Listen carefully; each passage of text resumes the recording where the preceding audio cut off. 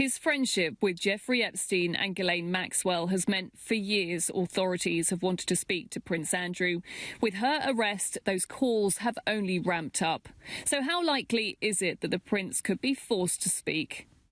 Obviously, they're hoping that if they ask him questions in an interview, he may give them information, things may occur to him, he may think of things to say. But if he doesn't want to talk to them, I don't see how they can force him to do so. Earlier this year, prosecutor Jeffrey Bergman said the Duke of York was refusing to help. To date, Prince Andrew has provided zero cooperation.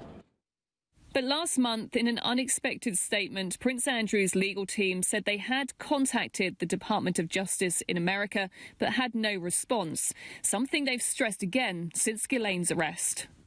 Buckingham Palace are no longer dealing with the issue. Instead, Prince Andrew has hired a team of PR and legal experts. They know there are many people over in America who want to speak to the Duke of York, but it does seem that they are drawing a line, saying they're happy to communicate with the Department of Justice, but they won't be talking to every commercial lawyer representing Epstein's victims. They see that as entirely different.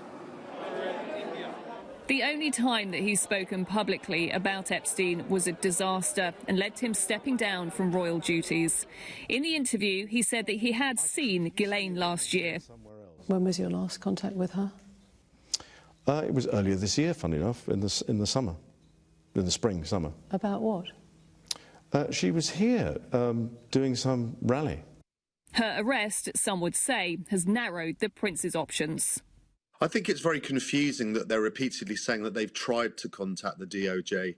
Let's have some hard facts. If I was advising him, I would produce redacted versions of documents, of emails, of letters or details of phone calls which prove that contact had actually been or attempted to have been made with the DOJ.